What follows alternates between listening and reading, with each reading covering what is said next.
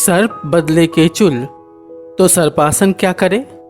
अनंत वर्ष पुराने हिंदू धर्म के ऋषि मुनियों ने ईश्वरीय कृपा से जो जो अब तक आविष्कार किए हैं उन्हें आज के मॉडर्न साइंस के वैज्ञानिक अपना पूरा जोर लगाकर ठीक से समझ तक नहीं पा रहे हैं, तो इनके द्वारा इससे एडवांस खोज कर पाने की उम्मीद ही रखना बेईमानी है। इसलिए कभी कभी ऐसा भी सुनने को मिलता है कि कुछ बड़े विदेशी विज्ञान शोध संस्थानों ने अपनी गुप्त टीमों, जिसमें वैज्ञानिकों से लेकर तेज तर्रार गुप्तचर भी शामिल हैं, को भारत में आदरणीय संत समाज के पीछे गुप्त भेष में लगा रखा है ताकि उन्हें उनसे कुछ दुर्लभ जानकारी मिल सके। लेकिन ऐसे नादान लोगों को ये नहीं पता कि भारतीय सनातन धर्म परंपरा में ज्ञान कभी भी पैसे, खुशामद या दबाव से नहीं, बल्कि सिर्फ और सिर्फ पात्रता से ही प्राप्त किया जा सकता है। वास्तव में ज्ञान होता ही है मुफ्त में सबको बांटने के लिए, जिससे अधिक से अधिक दुखी, परेशान व जिज्ञासु लोगों को उसका लाभ मिल सके।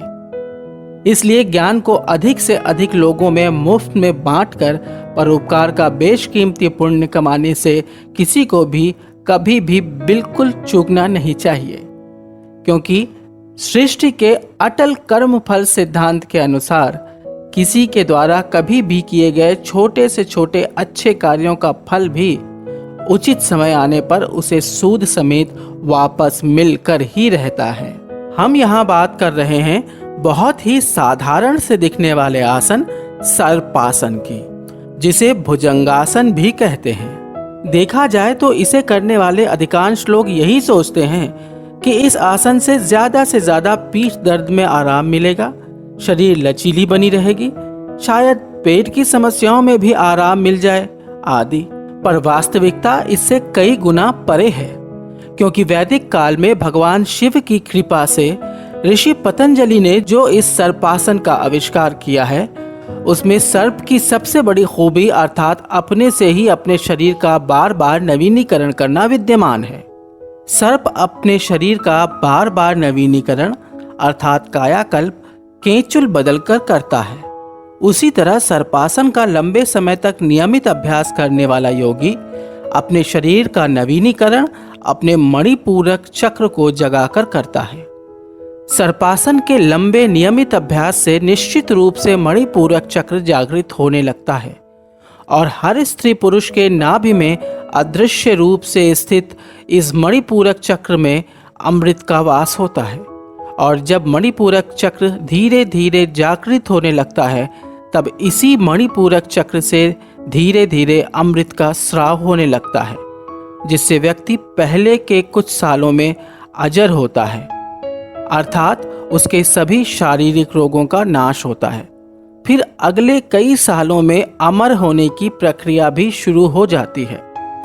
अमर व्यक्ति सिर्फ अपनी इच्छा से ही प्राण त्याग सकता है, लेकिन अमर होने की प्रक्रिया बहुत ही लंबी होती है और विरले लोग ही इस अवस्था को प्राप्त कर पाते हैं। सर्पासन का नियमित अभ्यास करने से चिर यौवन की प्रक्रिया भी शुरू हो जाती है, जो शरीर के अजर होने का ही एक अनिवार्य हिस्सा है, जिससे व्यक्ति की झुर्रियाँ, मुहासे, सफ़ेद बाल या गंजापन, आँखों की रोशनी में कमी, कमज़ोर मसूड़े, कमज़ोर पाचन शक्ति, कम हो गए शारीरिक बल में भी क्रमशः सुधार आने लगता है।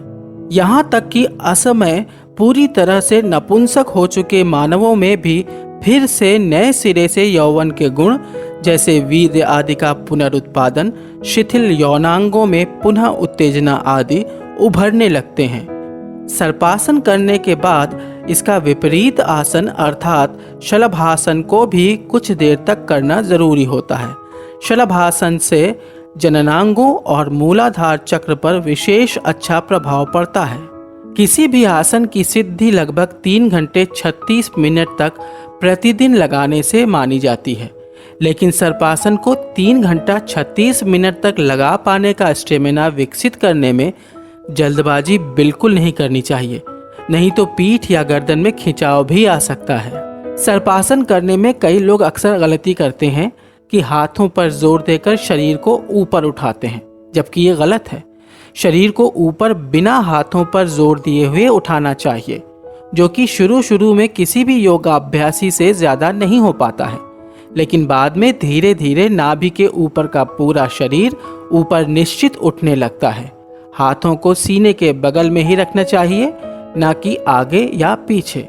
ध्यान रहे कि सर्पासन में नाभि के ऊपर का हिस्सा उठाते हैं और शलभासन में नाभि के नीचे का हिस्सा ऊपर उठाते हैं। सर्पासन या शलभासन की शुरुआत करते समय पूरक करके कुंभक करते हैं, मतलब सांस अंदर खींचकर पेट में ही रोके रहते हैं।